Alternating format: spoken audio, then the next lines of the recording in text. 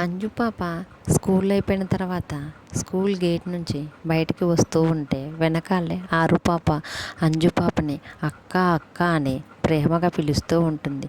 అప్పుడు ఆ పిలుపు విన్న అంజు వెంటనే వెనక్కి తిరిగి ఏంటి బుజ్జమ్మ అని ఆరు పాపని అడుగుతూ ఉంటుంది. అప్పుడు బుజ్జమ్మ ఏం లేదక్క, ఈరోజు నేను కూడా మీతో పాటే మీ ఇంటికి వస్తానక్క అని ఆరు పాప అంజు పాపతో అంటుంది. అప్పుడు అంజు నిజమా బుజ్జమ్మ అని బుజ్జమ్మని అడిగేసరికి అవునక్క, నేను కూడా వస్తానని బుజ్జమ్మ అంజుతో అంటుంది. బుజ్జమ్మ అంజు మాట్లాడుకుంటూ ఉండగా అమర్ గారు తన కారులో అంజుని తీసుకెళ్ళడానికి స్కూల్కి వస్తాడు. వాళ్ళిద్దరిని చూసిన అమర్ గారు వెంటనే కారు దిగి వాళ్ళ దగ్గరికి నవ్వుతూ వస్తాడు.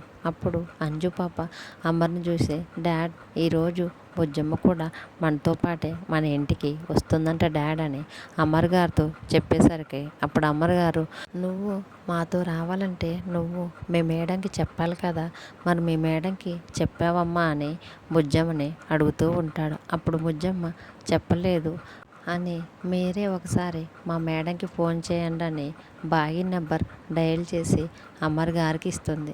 అమర్ గారు ఫోన్ తీసుకొని చెవి దగ్గర పెట్టుకొని బాగీకి కాల్ చేస్తూ ఉంటాడు. మరోవైపు గుళ్ళో జరిగినదంతా కరుణ ఇంకా బాగి ఇద్దరు కలిసి మాట్లాడుకుంటూ ఉంటుంటే అమర్ గారి నుంచి ఒక్కసారిగా ఫోన్ రావటంతో బాగి ఫోన్ చూసి ఒక్కసారిగా షాక్ అవుతుంది.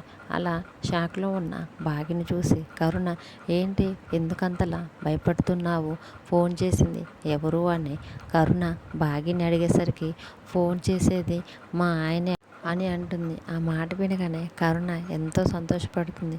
మరి ఇంకా చూస్తున్నావేంటి, తొందరగా ఫోన్ లిఫ్ట్ చేసి మాట్లాడు, ఎందుకు చేశారు ఏమో అని కరుణ అంటూ ఉంటుంటే బాగి మాత్రం భయపడుతూనే ఫోన్ లిఫ్ట్ చేసి తన గొంతు అమర్ గారికి అర్థం కాకుండా ఉండటానికి తన చీర కొంగుతో ఫోన్కి అడ్డం పెట్టుకొని ఫోన్లో హలో అని ఒక్కసారిగా అనడంతో అమర్ గారు ఒక్కసారిగా అది బాగి గొంతులా ఉంది అనుకొని బాగితో గడిపిన మధుర క్షణాలన్నిటినీ ఒక్కసారిగా గుర్తు తెచ్చుకుంటూ ఉంటారు.